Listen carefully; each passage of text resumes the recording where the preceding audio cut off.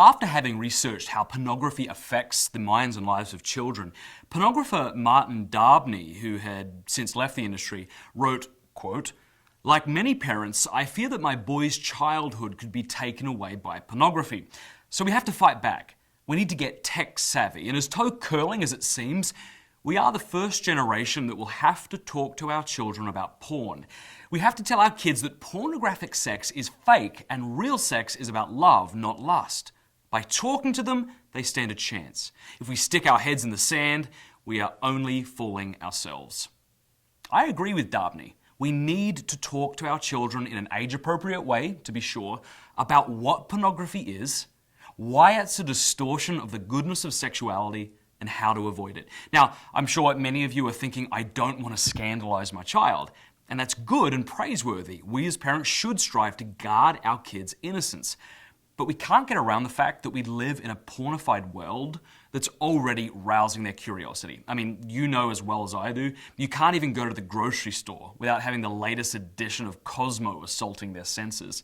I spoke with a father recently in Kansas who told me that his third grade son was exposed to rape porn on a friend's tablet at school. I wish I could tell you that this was an anomaly, but it isn't. So it seems to me that we have two options. Tell ourselves it'll all be fine, which, as Dabney says, amounts to fooling ourselves. Or we can be proactive and speak to our children about the goodness of their sexuality and why pornography is only a harmful distortion of it. So how do we do this? Well, I first think it's important that this talk not come out of nowhere, right? Rather, we should speak to our children, often in an age-appropriate way, about the sacredness of their bodies, about why they're good, and why it's important that they veil what demands the reverence. When our children begin to understand this, saying something like, if you ever see someone who is showing parts of their body that they shouldn't be, if you ever see someone other than mum or dad or your brothers or sisters who are naked, you should always tell mummy and daddy. Built upon that foundation, it makes a lot of sense. Now, one book I can't recommend highly enough is the book Good Pictures, Bad Pictures, Porn-Proofing Today's Young Kids by Kristen Jensen. It's a great read-aloud book, beautifully illustrated, that offers a plan for preparing your kids for when, not if, when they encounter pornography. The 5-step plan that they suggest can be remembered by an acronym, CAN-DO. All right, let's look at them. Number 1, close your eyes as soon as you see something that looks like pornography. Number 2, alert a trusted adult. Tell mommy or daddy or someone who cares for you about what you saw. Remind them that they'll never be in trouble for this. You'd be proud of them for coming to you. Number 3, name it. Teach your child to label what they see. So if they see pornography, teach them to say, that's pornography, okay? Why is this important?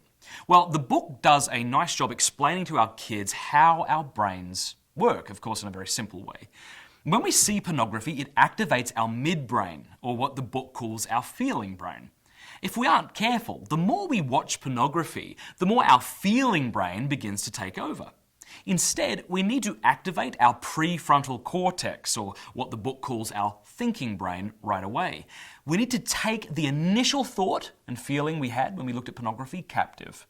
We do this by naming it. That's pornography. This activates our thinking brain, right? Calling it for what it is.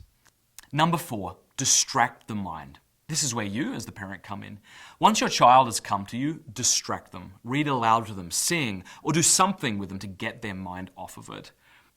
Number 5, order your child's thinking. It's not enough to distract them, right? But after they come to you or your spouse, you should help them remember why pornography is harmful and affirm that they made a great choice in coming to you.